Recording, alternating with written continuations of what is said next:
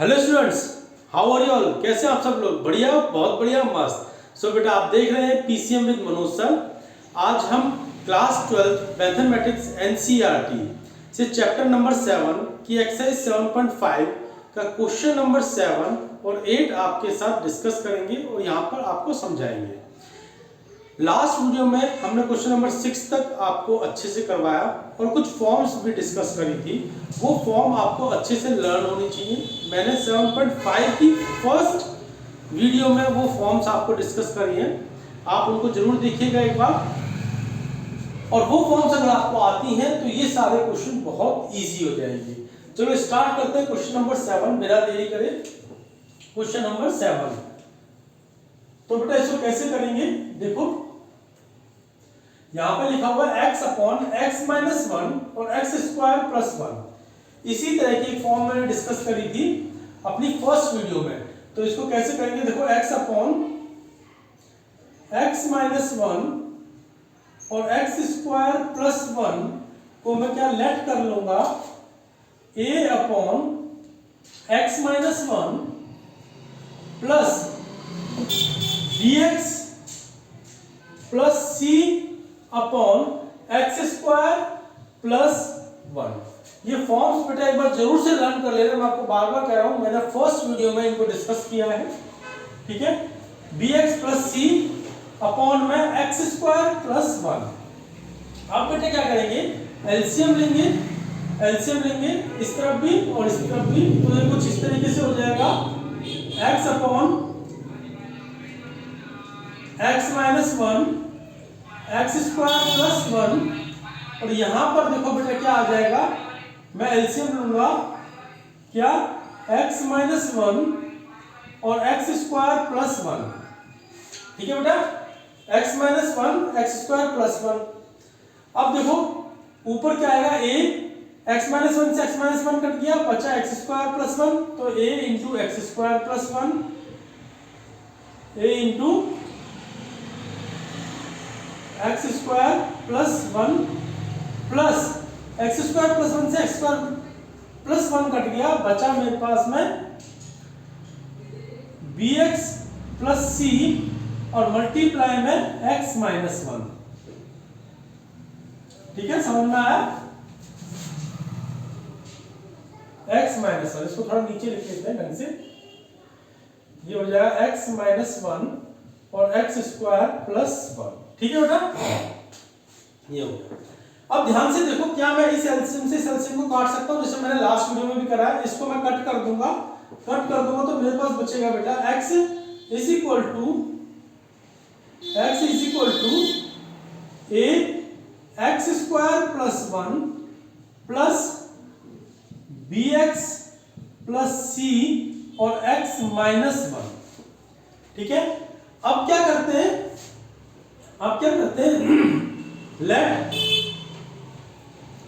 x minus 1, यहां से देखो ये जो x माइनस 1, अगर मैं x माइनस 1 को 0 पुट कर लेता हूं, x माइनस 1 को 0 पुट कर लेता हूं, तो देखो बेटा x की वैल्यू आ जाएगी 1। किसको 0 पुट करना है? यहां पर ध्यान दिया करो, a के नीचे डिनोमिनेटर क्या है उसको 0 पुट करो, इसके नीचे डिनोमिनेटर क्या है उसको 0 पुट करो। अगर इस तरीके से करोगे तो क्वेश्चन बहुत इजी हो जाएगा। अब देखो मेरे पास में एक आ गया ये, ठीक है, ये आ गया। अब इसको पुट करते हैं, चलो यहां पर पुट करते हैं। जब मैंने x माइनस 1 को 0 पुट किया तो ये पूरी की पूरी टर्म 0 में चेंज हो गई। इस x माइनस 1 को मैंने यहां पर पुट किया, x माइनस 1 0 मल्टीप्लाई दिस 0, तो ये पूरी टर्म चली गई। अब x की वैल्यू पुट करते हैं यहां पर, x की वैल्यू पुट की 1 इज इक्वल टू a, और x की वैल्यू 1 है तो 1 का स्क्वायर क्या होगी 1 और 1 प्लस 1 क्या होगा 2, तो मैं यहीं पे 2 लिख दूं, तो मैंने यहीं पे 2 लिख दिया, ठीक है। समझ में आया बेटा? नहीं आया? चलो स्टेप कर ही लेते हैं, ठीक है, कर ही लेते हैं। x की वैल्यू यहां पुट करेंगे 1 is equal to a, x की वैल्यू फिर यहां पुट करूंगा तो 1 का स्क्वायर 1 प्लस 1, तो ये हो जाएगा 1 इज इक्वल टू 2a, तो a की वैल्यू मेरे पास में आ गई 1/2। यहां तक तो कोई डाउट नहीं होगा बेटा, क्लियर है। चलो अब आगे देखते हैं। मैंने अभी भी आपको बताया जो डिनोमिनेटर होगा वहां पर पुट करना है, क्लियर है ना। तो डिनोमिनेटर क्या है, x² + 1। तो x² + 1 को चलो 0 पुट करके देखते हैं। x² + 1 = 0। तो x² की वैल्यू कितनी आ गई, -1। तो बच्चों आपको पता है कि x² की वैल्यू -1 नहीं आ सकती, किसी भी स्क्वायर की वैल्यू -1 नहीं आ सकती। तो ये इनवैलिड हो जाएगा, ये इनवैलिड हो जाएगा। तो अब क्या करें, अब हम जाते हैं दूसरे तरीके पर, कंपेयरिंग पर। कंपेयर करते हैं, ठीक है, कंपेयर करते हैं। मुझे किसकी वैल्यू चाहिए, मुझे चाहिए b की वैल्यू। b की वैल्यू देखो a की तो मुझे मिल गई, b की नहीं मिली है। तो मैंने कहा bx को अगर इससे मल्टीप्लाई करूंगा तो ये आएगा bx², है ना। bx को इससे मल्टीप्लाई करूंगा तो bx²। तो मैंने कहा compare coefficient of x² on both side,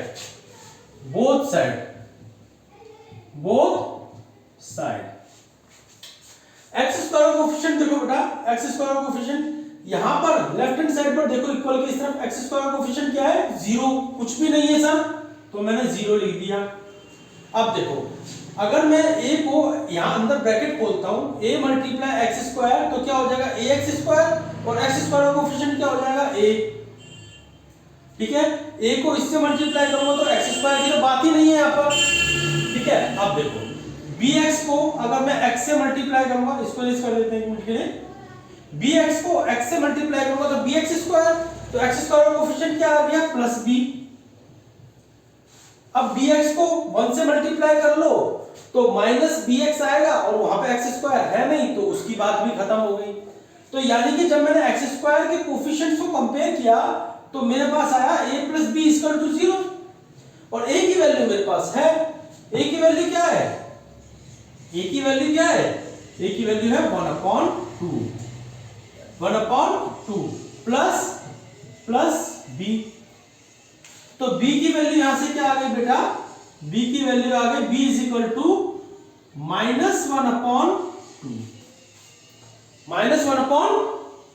b की वैल्यू आ गई -1/2। चलो मेरे पास b की वैल्यू भी आ गई। अब मुझे चाहिए बेटा x किसकी, c की वैल्यू, किसकी वैल्यू चाहिए, c की वैल्यू चाहिए। तो c की वैल्यू के लिए क्या करेंगे,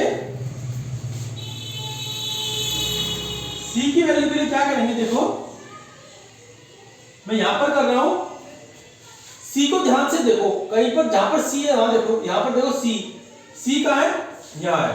तो c को अगर मैं x से मल्टीप्लाई करूंगा तो cx आएगा, यानी कि अब मैं x के कोएफिशिएंट्स को कंपेयर कर लेता हूं, ठीक है। मैंने लिखा compare coefficient of x both side. अब देखो लेफ्ट हैंड साइड पे x का कोएफिशिएंट क्या है, x का कोएफिशिएंट 1 है, तो मैंने 1 लिखा = अब देखो यहां पर ax² x नहीं है, a × 1 x नहीं है, b तो देखो bx² x² हो जाएगा, x नहीं है, bx को -1 से मल्टीप्लाई करूंगा तो bx का क्या हो जाएगा, -bx हो जाएगा। भाई इस bx को इससे मल्टीप्लाई करूंगा तो -bx हो जाएगा, और x का कोएफिशिएंट -b आ गया, x का कोएफिशिएंट -b आ गया, x का कोएफिशिएंट -b आ गया। अब देखो c को x से मल्टीप्लाई करूंगा तो क्या आएगा, cx आएगा, यानी कि x का कोएफिशिएंट क्या आ गया, c आ गया। तो मैंने यहां पर x का कोएफिशिएंट लिख दिया c, प्लस इंटू माइनस, और c को इससे कंपेयर करूंगा तो c आएगा, खाली c आएगा, वो हो गया कांस्टेंट। भाई x का कोएफिशिएंट तो नहीं है ना, तो वो हो गया कांस्टेंट। तो मेरे पास आ गया क्या, मेरे पास आ गया 1 = -b + c। अच्छा, b की वैल्यू है क्या? ये नहीं, देखो b की वैल्यू यहां पुट कर देंगे हम। 1 इक्वल टू, एक काम करो, इसको कर लो 1 plus B is equal to C. 1 plus B is equal to सी। ठीक है बेटा, अब b की वैल्यू पुट करो। 1 प्लस b की वैल्यू है -1/2 इज इक्वल टू सी, और 1 plus into minus minus 1 minus 1/2 is equal to सी। तो c की वैल्यू क्या आ गई भाई? 1 में से हाफ माइनस करोगे तो हाफ आएगा बेटा, तो c की वैल्यू मेरे पास आ गई, c की वैल्यू आ गई 1/2। ये मेरे पास c की वैल्यू आ गई। क्लियर है? a की आ गई, b की आ गई, c की आ गई। देखो यहां तक समझ में आया? कुछ नहीं करना, कुछ नहीं करना, जो क्वेश्चन दे रखा है x upon x minus 1 x square plus 1, ठीक है, इसको उन फॉर्म्स में चेंज करना है जो मैंने अपनी फर्स्ट वीडियो में बताई है। a upon x minus 1 plus bx plus c upon x minus 1 x square plus 1, sorry bx plus c upon x square plus 1। कभी कभी हो जाता है, टंग स्लिप कर जाती है, ठीक है।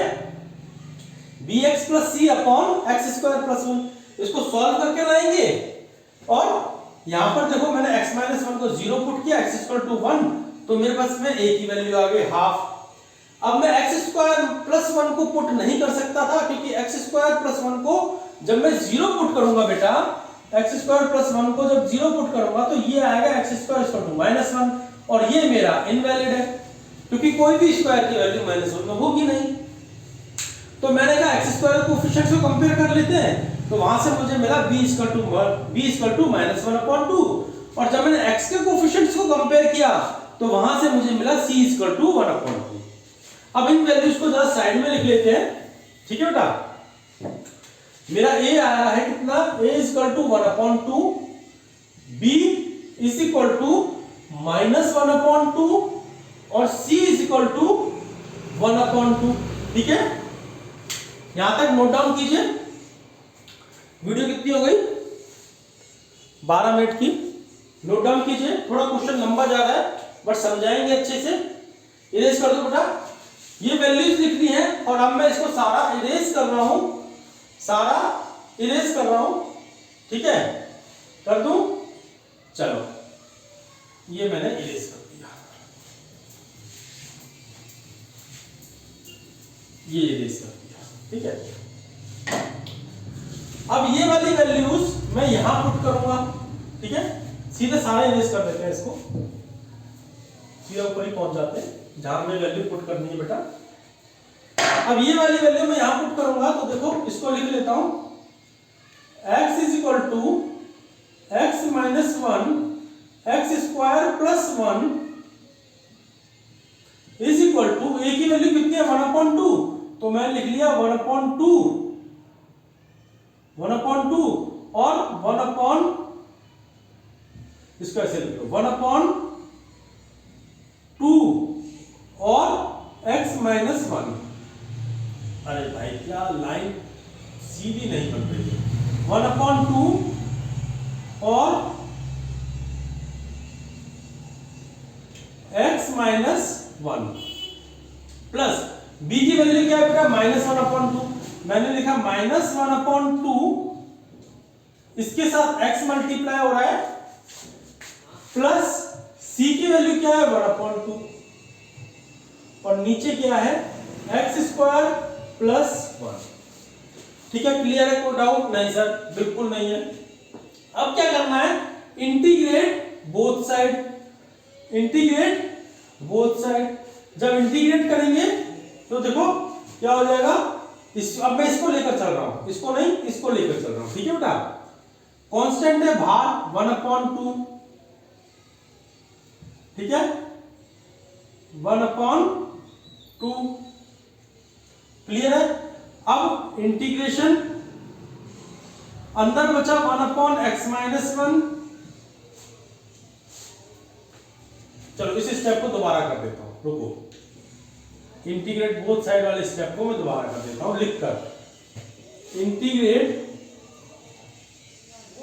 इंटीग्रेट बोथ साइड, ठीक है, इंटीग्रेट बोथ साइड।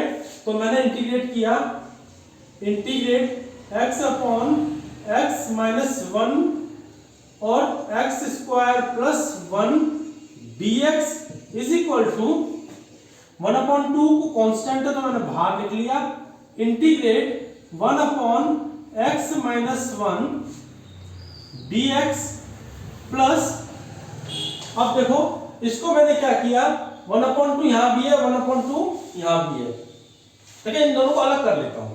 मैंने इन दोनों को अलग कर लिया, -1/2x upon x square plus 1 और इसको इंटीग्रेट किया, ठीक है, dx, अब प्लस हाफ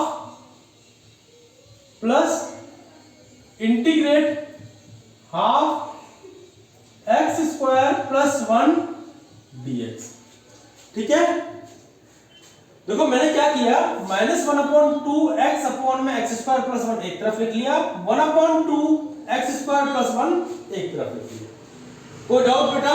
यहां तक कोई डाउट नहीं होना चाहिए। अब देखो 1/2 जब मैं इसको इंटीग्रेट करूंगा तो इसका क्या आएगा, log x माइनस 1। अब देखो इसको कौन माइनस, मैंने -1/2 बाहर निकाल लिया, इंटीग्रेशन का साइन लगाया, x अपॉन में x स्क्वायर प्लस 1 dx, ठीक है बेटा। अब देखो इसका प्लस 1/2 बाहर निकाल लिया और integration of 1/x square plus 1 dx, ठीक है। अब देखो, अब इसको इंटीग्रेट करते हैं हम, 1/2 log x minus 1 minus 1/2 x square plus 1, इसको मैं बाद में इंटीग्रेट करूंगा, पहले इसको कर लेते हैं, dx प्लस 1/2, इसको क्या होगा, tan inverse x plus c मैं बाद में लगाऊंगा क्योंकि इसमें भी प्लस c आएगा, इसमें भी प्लस c, क्योंकि इन दोनों को इंटीग्रेट कर दिया है तो सारे कांस्टेंट को मिलाकर हम एक ही c लिख देंगे, ठीक है। अब यहां देखो ध्यान से, इसके साथ में क्या खेल खेल सकता हूं, क्या मैं x स्क्वायर प्लस 1 को पुट कर लूं, देखो इसको थोड़ा इस तरफ कर लेते हैं फटाफट से। ये मेरे पास है क्या, इंटीग्रेशन ऑफ x 1/2 x और x स्क्वायर प्लस 1, मैंने कहा put x square plus 1 is equal to t, तो ये हो जाएगा देखो dt ओवर dx और 2x, इसको 2x का लिख लो पहले, 2x स्क्वायर का 2x प्लस 1 का 0 is equal to dt over dx। मैंने कहा dx को इधर ले जाते हैं, 2x dx is equal to dt। अब मुझे वैल्यू किसकी चाहिए, मुझे चाहिए x dx की, तो x dx को यहां से अकेला छोड़ूंगा, x dx is equal to dt over 2, ठीक है, यानी x dx की जगह लिख लूंगा dt ओवर 2, तो लिख लेते हैं, यहां पर लिख लेते हैं x dx की जगह में लिख लेते हैं dt ओवर 2, तो ये हो गया 1/2 इंटीग्रेशन x dx, इसकी जगह तो लिखूंगा मैं dt ओवर 2, यहां बचा 1 और x स्क्वायर प्लस 1 की जगह लिखूंगा t, ठीक है बेटा। तो देखो 2 बाहर आया तो 1/4 और ये हो गया log t, ये हो गया log t प्लस c। अब t की वैल्यू पुट कर दूंगा, t की वैल्यू क्या है, t की x स्क्वायर प्लस 1, तो ये आ गया 1/4 log x square plus 1 plus c, ठीक है। अब इसकी वैल्यू क्या है, ये, तो इसको उठाकर यहां रख देते हैं, is equal to 1/2 log x minus 1 minus इस पूरे की जगह पर मैं ये लिखूंगा 1/4 log x स्क्वायर +1 प्लस, ठीक है, x² +1। अब उसकी जो है ये बचा हुआ ये 1/2 tan इनवर्स x। अब इसका C1, इसका C2, इसका C3 तीनों को प्लस करके कांस्टेंट क्या आ गया, C आ गया। क्या आ गया, C। ठीक है बेटा, तो कांस्टेंट अगर मान लो किसी कांस्टेंट 2 है, एक का कांस्टेंट 3 है, एक का कांस्टेंट 4 है, तो तीनों कांस्टेंट को प्लस करके मैं एक कांस्टेंट लिख सकता हूं, तो वही मैंने C लिख दिया।